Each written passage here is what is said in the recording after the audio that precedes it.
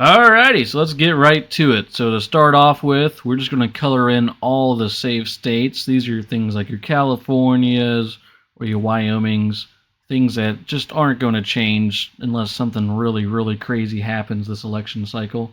So I'm going to go ahead and just color all these in, and I will be right back. Alrighty, so let's go ahead and get this started. I have the map filled out for us with all the nice shades of red and blue. I went ahead and filled in a couple of lean states as well that I don't really feel much need to go over in this map. But I left plenty of blanks for us to go over all of the fun stuff that we love to do on these map channels. But I'm going to go ahead and start off in the wild, wild west with the wildest of them all. We got the state of Nevada. They got hookers, they got crack, they got gambling, they got it all. So if we go back to the year 2016, we got Clinton holding this state with 2.4%. Looking at 2020, however, Biden carried the state by 2.4%, which in a year, in an election of most states going to the Democrats more so than Republicans as COVID was going on and everything, it is crazy to see that number actually stayed the same in the state of Nevada. But if we look at current polling, we have Trump consistently up throughout these, even including a plus 10%, most notably against Harris.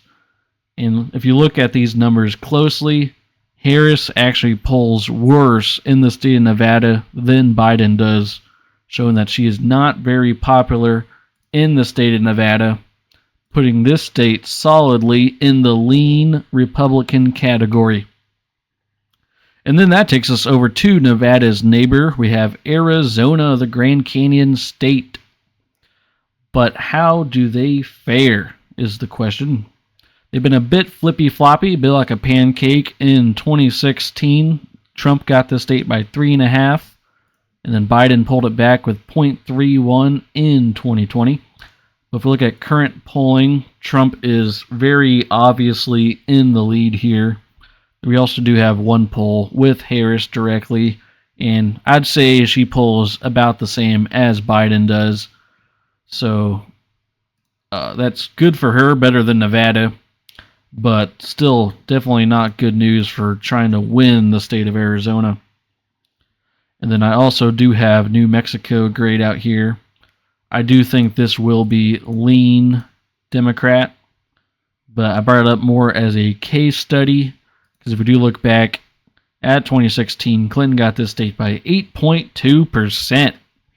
And then 2020, Biden got it by 10.8%. So he gained support in this state. We don't have a whole lot of polling to go off of here for New Mexico. Here's New Mexico here. But we had Biden just barely ahead of Trump, and this is before the debate. So if we assume New Mexico is a bit more like Arizona and Harris holds the same numbers that Biden has currently, then she also probably just narrowly has this state. So that puts it into the lean or the tilt Democrat category. And I did want to take us over to the South. This is a pretty contested area in the election of 2020. But for 2024, right now, it is not looking very contested. It's looking pretty one-sided for the Republicans. If we look at the state of Georgia, quite a bit of an upset in the 2020 election. In 2016, Trump got the state by 5.1%. And then Biden, with the most narrow win of the 2020 election, carried the state by 0.24%.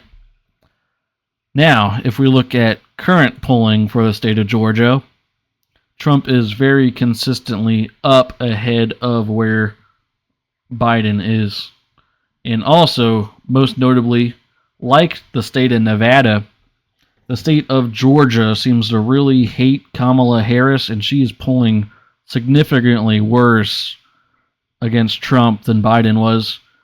She is behind right now, double digits behind Trump, which would put this easily into the tilt. Well, I'm going to put it into the lean Republican category, especially with numbers like that. And then we do got the state of North Carolina. This is a state that Democrats have won the turn for some time. If we look at the election of 2016, we have Republicans carrying this. Donald Trump carried this by 3.7%. And then he still was able to carry it in 2020, just with 1.3% though. But if we look at current polling for the state of North Carolina, we have Trump consistently up in this state with 6, 9, 7. It is not looking good for Democrats in the state of North Carolina. I do not think it's going to flip this election. I feel confident putting North Carolina into the lean Republican category. And that takes us to the state of Virginia, or I believe it's called the Commonwealth of Virginia. If we look at the election of 2016, Democrats carried this state by 5.3%. In the election of 2020, Biden carried it by 10.1%. So why am I bringing this state up? Well, as you may have heard, and if I bring up current polling, Trump has been quite consistently ahead in the state of Virginia, with numbers up across the board. And looking at these numbers, Harris is polling, I'd say, just about where Trump is, within the margin of error. But that is not enough right now to save this state. I believe it will be put into the tilt Republican column. Now, it doesn't mean I think it will for sure go to Republicans, but I think right now they do have the advantage in the state of Virginia. And if they can hold on to that advantage come to Election Day, I think they do have a really good chance of flipping this. And that'll bring us up to the Midwest. We have plenty to go over in the Midwest. It has been a very contested area these last several elections for sure. I'll go ahead and start with the state of Wisconsin, as I believe it is a very contested state. They may have a lot of cheese, but one thing Wisconsin does not have is a lot of one-sided political support. If we look at the election of 2016, Trump carried the state by 0.76%. Not a whole lot. And then in 2020, Biden carried it by even less with 0.63%. But then if we go to look at current polling for the state of Wisconsin, it has also been quite tied. We have plenty of even polls that were done. And then there is a few that do have Trump up 3 or 4%.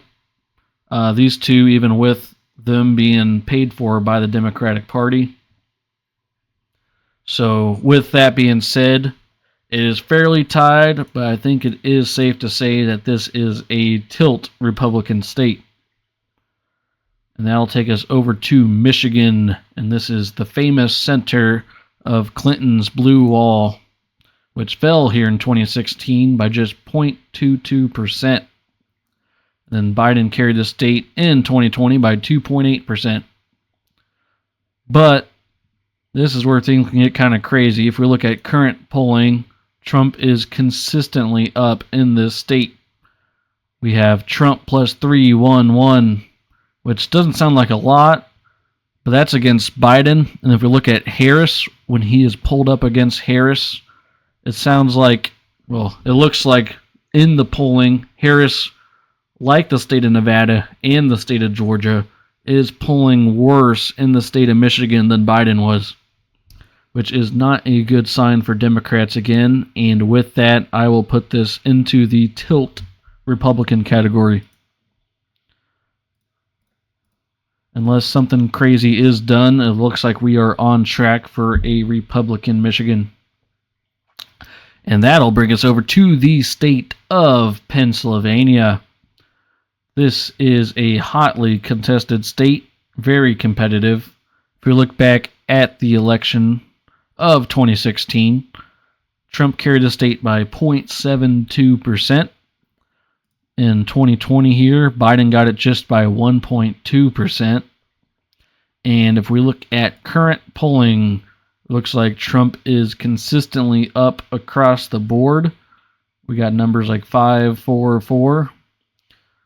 So he was doing very good up against Biden. If you do look at the most recent polling we have against Harris, though, looks like Harris actually is more popular in the state of Pennsylvania than Biden was, which so far has been the only case I have found. But that is with the most recent polling here. We also do have a poll done on July 16th where she did worse against Trump. So we have yet to see it go one way or the other. So I will go ahead and call it even with Biden. But even then, being even with Biden is not a good sign for them, as that'll put this state into the tilt Republican category. Then now we will take it back a little bit and we will talk about Minnesota. Now this is a interesting state that Republicans have been wanting to flip for quite some time. The last time this state voted red was in 1972, and that was for Richard Nixon. But now, is the next person they vote for Trump? I guess we'll see. But in 2016, this state went to Democrats by 1.5%, then able to carry it by 7.1% in 2020. But if we look at current polling for the state of Minnesota, it's looking slightly in the Democrats' favor. We got a poll with Biden +2, Trump +1. So it's looking pretty even. We don't know where Kamala stands. This is pre-debate polling, so nothing too recent in this field. But if we look at what we have and what we know, I do think the Democrats do have a slight advantage in the state of Minnesota, and I think they will very narrowly keep the state in the election of 2024. Now, that'll bring us down to Nebraska. They have the 2nd district here, as they have the district system. And I believe this will very narrowly go to the Democrats this election cycle. If we look at 2016, this went to Trump by 2.2%. In 2020, the Democrats carried it by 6.6%. But if we look at current polling for the 2nd district of Nebraska, we have it looking pretty even. And with that, I was just going to go and give the Democrats a slight edge in that. I think they might very narrowly hold on to it this election. But just like Minnesota, it is very possible that things flip post-debate, post-switching to Harris, and that both of these do go Republican. But that brings us over to the state of New Jersey. This is an interesting one to bring up, as in 2016, this state went to Democrats by 14.1, and then Biden picked it up with 15.9. Now, how am I bringing a state up that had 15.9 in 2020? Well, if we look at current polling for the state of New Jersey, right after the debate, we have a poll done where Trump was +2. Oh, this is New Hampshire, ain't it? New Jersey, we have Trump up +1%. That doesn't sound like a whole lot, but that means this is a competitive state. And this is right before the debate, actually. So it might even be even worse. And then post-Harris switch, it might be even worse. But I'm going to go ahead and call this state tied with a slight edge to Democrats, as I think it's definitely up to the Republicans to put on their very best game if they want to win the state of New Jersey in the election of 2024. And with all that said, I got 2 more states to go over. We got the state of Maine. This is a state that went to Democrats by 2.9 in 2016 and 9.1 in 2020. But if we look at current polling for Maine, For the general election, it's looking very even. We got Trump +1, and then a Biden +2. And this is very old, so we don't have very much to go off of here. But with everything that's happened, I'm sure Trump would be ahead right now, more so. And then post-Harris, we don't really know what's going to happen yet. But with all the uncertainty with what's going on right now, I will put this state into the tilt Democrat category. I think they do still have a slight edge to win all of Maine, and it will be up to the Republicans to get this state switched. And that brings us up to the last state I have on here, and that is New Hampshire. Now, New Hampshire, I guess I'll bring up the old stuff first. In 2016, Clinton only won this by 0.37%. In 2020 is by 7.4% for Biden. So it has been more competitive than some of these other states that we've gone over. And if we look at current polling for the state of New Hampshire, we do have Trump up 2 in the most recent batch that was completed June 29th. So with all being said, post-debate and everything that's happened, I do think right now Republicans actually do have an advantage in the state of New Hampshire, putting this into the tilt Republican category. And with all that being said, right now my prediction for the 2024 election is Trump with 329 electoral votes and Harris with 209, which would make Trump the victor and the 47th president of the United States. With all that being said, I appreciate you watching this video. Please feel free to like and subscribe and discuss in the comment section your thoughts on my map, where you might agree with me, where you might disagree with me. I'd love to hear your feedback. So, besides that, have a great day.